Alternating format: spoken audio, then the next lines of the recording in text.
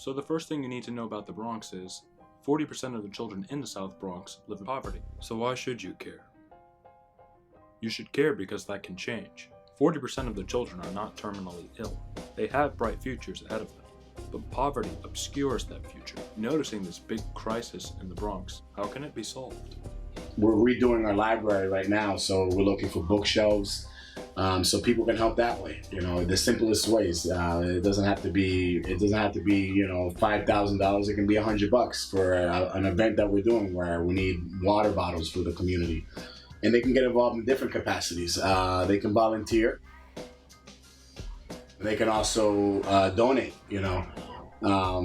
We don't have any computers, for example, in here right now. We have probably a handful of computers from 2008. So bringing in resources like books helps, and also bringing in resources like computers will help, because now a lot of the literacy is read online and through ebooks as well. Just asking as well, coming in and asking our community members what they need. I always ask people to do that. And not just come once, you know, it's not a one-time thing. If you really want to help, you got to come multiple times and come continuously. Not like, oh, I came and volunteered at one event. No, you're not making an impact that way, and you're not really learning the community that way. So if you really want to help and learn, come into the community, you know, and get to know the community members, and get to know the families, get to know the children, the young people. And then you can understand what they need and what they've been deprived of, and then you can see what kind of resources you have that you can come in and bring to the community. In 2014, I remember scouting locations for a short film I was writing, and I needed to find a bookstore. The nearest one was Bay Plaza. Going from the South Bronx to Co-op City was about 10 miles. The nearest bookstore to me was 10 miles away. In the Bronx, we have no bookstores currently. There is one bookstore in the process of opening. A young woman by the name of Noel Santos is opening up a bookstore in the Port Morris section of the Bronx. So soon we will have one bookstore.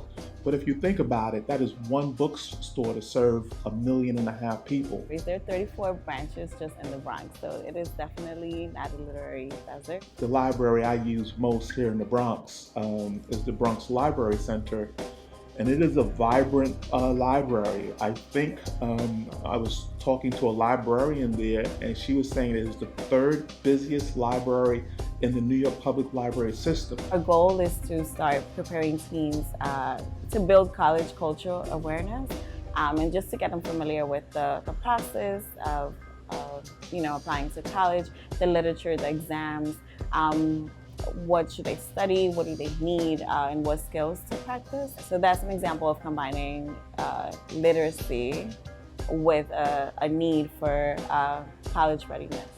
And at the end of the day, you know, we're United States of America, and the Bronx, I feel like, you know, has been disregarded, you know, especially in one of the wealthiest cities in the world. The only way to solve a community issue is through a community solution. One of the things we have to do in general is be empowered by our vote. So often people think that you can just complain something into existence, that, you know, if I just talk about it enough, it'll happen. No.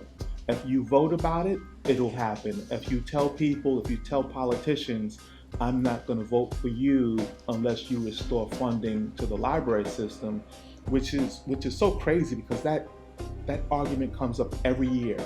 Every year the city council debates whether they should shorten the hours of libraries or shorten the weeks of a library from maybe 6 days to 5 days.